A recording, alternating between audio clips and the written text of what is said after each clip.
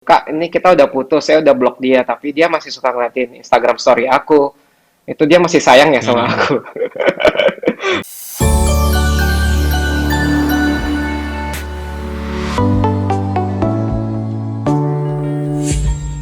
Kalau pengalaman lo sendiri gimana, Jet? Maksudnya lu ada di kubu yang ngeblok atau tidak ngeblok gitu loh, atau ngeblok tapi dengan Oke, prosedur tertentu. Gimana? oke. Kalau gua di kubu yang ngeblok dengan protokol kesehatan, nggak deh. Ngeblok dengan protokol tertentu. Ngeblok Oke. dengan protokol tertentu. Basically, udah sempet beberapa kali dulu pernah dicoba beberapa variasi. Standarnya kan kalau misalnya putus kan biasanya kalau di mana-mana orang bilangnya putusnya yang baik-baik aja dong, yang baik-baik gitu kan ya, kan masih bisa temenan. Seperti yang kita tahu itu Mhm. terjadi, temenan itu terjadi dengan mantan itu mungkin 1 banding 100. Sisanya ya Nah, putusnya biasanya kan nggak baik-baik aja. Nah, selama periode habis putus itu, gua rasa 2 minggu awal ya bakal banyak kegalauan, bakal banyak kegundahan hati gitu. Antara satu yang lain. mhm, Biasanya salah satu aja lah ya, yang diputusin kali ya, yang lebih gundah, yang pengen mhm, berusaha berusaha apa menarik balik kan. Kalau yang masuk ke DM kita biasanya kan mencari-cari alasan di balik kenapa gue diputusin. Nah ya biasanya kan mhm, yang diputusin merasa perlu, oh gue perlu reach out nih ke yang putusin gue. Kenapa sih alasan, jadi dia akan kontak. Dan biasanya ujungnya kan nggak oke. Nah dulu gue pernah coba nggak usah diblok, dan yang mhm. terjadi adalah tetap dikontak terus, tetap dikontak, dan itu bikin sulit untuk gue memulai hidup baru. Hidup baru untuk memulai ngerjain sesuatu yang baru lah, yang nggak ada hubungannya sama pacaran. Jadi susah, dikit-dikit dikontak, dikit-dikit ditanyain kenapa, atau Mhm. diajakin jalan lah, atau apalah, atau ditanyain kamu nggak kangen atau nggak rindu, kenapa sih ya gitu lah. Setelah 2 minggu Mhm. ya mengganggu kan, makanya langsung diblok. Dan itu biasanya jadi lebih drama lagi, karena setelah diblok biasanya kan salah satu pihak tidak akan pernah menyerah ya. Jadi Ya. akan muncul hal barunya lewat akun-akun lainnya, lewat nomor telepon lain, di DM di sosial media lain, dan itu kan yang justru makin malah mengganggu. Makanya dari sana ada pelajaran yang gue pakai adalah kalau mau ngeblok ya ngeblok langsung semuanya. Salah satu fungsinya kalau buat gue ngeblok itu ya mendamaikan diri dulu sih. Apapun Mhm. alasan putusnya kan nggak penting, udah bubar pokoknya. Jadi ya udah kita bubar, gue mau fokus ke diri gue sendiri dulu. Ya udah gue blok Mhm. dulu deh. Tujuannya ya Mhm. supaya gue nggak gampang untuk cari namanya dan kontak lagi. Walaupun gue kontak, gue baru nyadar, oh ya udah diblok, ya udah. Dibandingkan kalau nggak Mhm. diblok sama sekali, jadi kayak gampang aja langsung ngechat, langsung nge-DM, langsung nge-private message di Twitter, di IG, di LinkedIn, dan sosial media lainnya. Kalau di blog kan paling nggak susah nih di awalnya, jadi gue ketahan. Gue ngapain kontak dia gitu kan. Yang kedua adalah juga Mhm. menghindari kekepoan kita. Dia masih ngeliatin gue nggak ya? Ini yang biasa terjadi kan kalau di zamannya Instagram atau Instagram Story gitu. Kok dia masih nge-view story gue gitu kan? Ternyata ya ini juga sering di DM dapat pertanyaan kayak gitu. Kak, ini kita udah putus, saya udah blok dia, tapi dia masih suka ngeliatin Instagram Story aku. Itu dia masih sayang ya sama Mhm. aku. Mhm. Ya kayak Apa gitu kan artinya sebenarnya tuh, nggak Kak? Gitu. apa artinya tuh Kak, kenapa dia suka nge-view Instagram story aku, tapi dia nggak pernah nge-DM aku, tapi nge-view story aku. Ya gue nggak tahu artinya apa ya, bisa aja dia masih penasaran ya, tapi ya maksud gue itu jadi bahan pemikiran lu juga kan, tapi jadinya nggak oke gitu. Jadinya blok Mhm. dengan protokol, terus stick dengan protokol itu. Oke, oke. Pernah coba juga kayak blok terus lepas blok, blok lepas blok, blok lepas blok. Itu makin memperlama proses move on.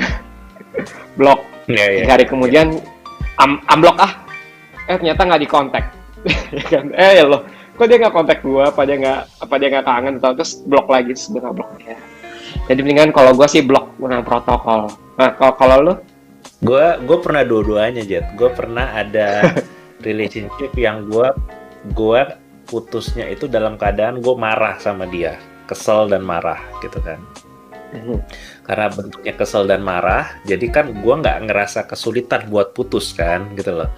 Jadi pas lagi putus itu ya udah gue ucapkan putus gitu kan, lalu sudah tidak gue blok sama sekali gitu, gue biarin aja. Oke. Nah of course dianya manggil gitu kan, dianya nanya bisa ada kesempatan kedua nggak, aku minta maaf apa segala macam, tolong jelaskan salah aku di mana gitu kan.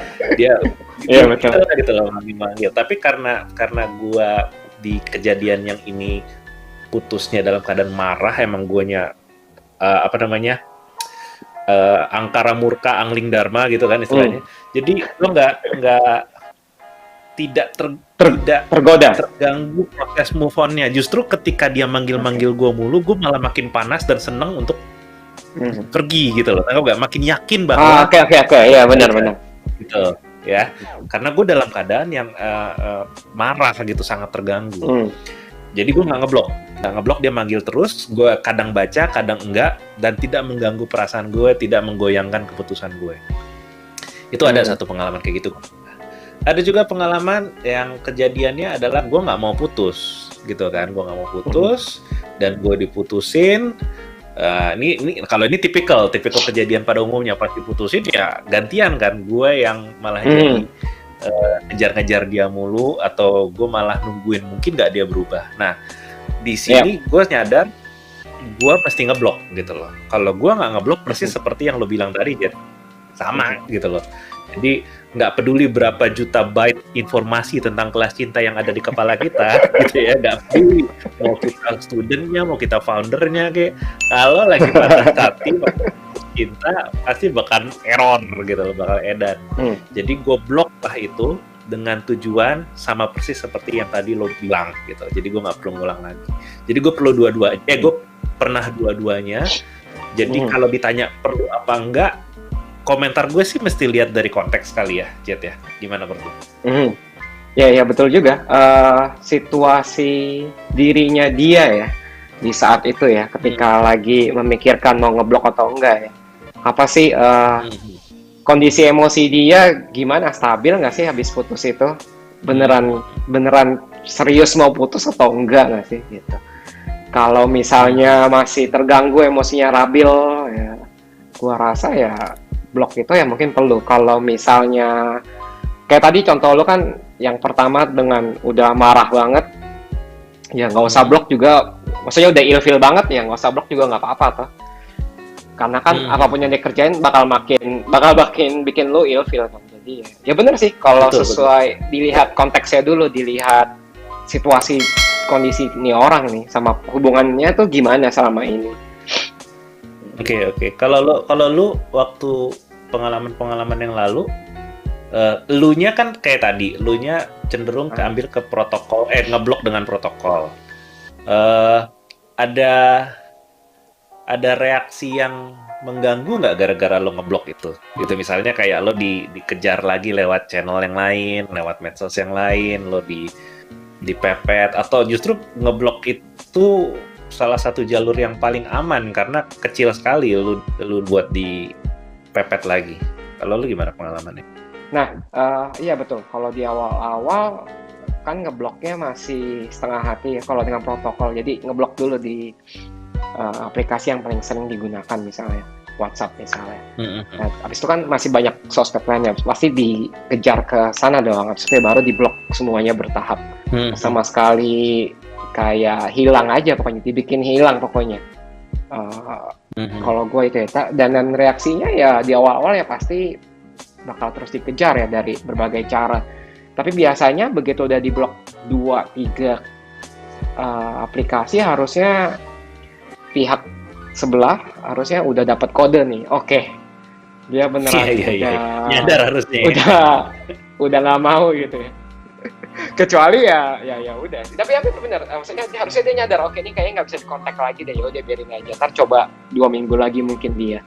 Ya kitanya yang mesti stick dengan protokol itu, karena kalau kayak tadi gue bilang, kalau misalnya kita blok unblock ya di sela-sela itu ya akan ada selalu celah untuk dia masuk kembali dan menggoyahkan atau mengganggu aktivitas kan. Gue biasanya bilang ke orangnya untuk punya self respect ke diri sendiri gitu. Nggak maunya kan kita terlihat baik sama mantan gitu kan. maunya. Tapi kalau melakukan itu memberikan dia ruang untuk terus mengganggu hidup kita ya, berarti lo nggak dan beneran mengganggu kehidupan kita sehari-hari ya itu beneran berarti lo kan nggak respect ke diri lo sendiri. Lo kok mau terus-menerus digituin gitu? Kok mau terus-menerus diganggu gitu? Padahal lo tahu caranya nih, tapi lo kayak tapi ntar gue dianggap childish dong, gue dianggap nggak dewasa dong. Ya kalau lo aja nggak bisa menghargai diri lo sendiri ya dia akan terus begitu loh.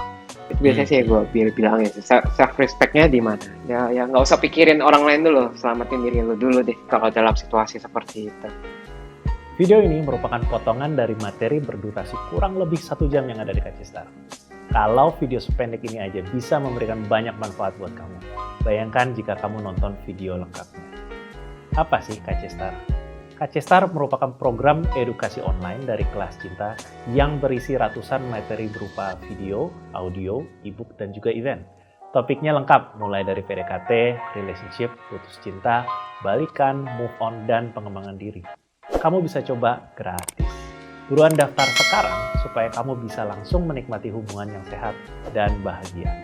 Linknya ada di bawah. Langsung aja klik kelascinta.com/daftar. Sampai jumpa di Kacistar.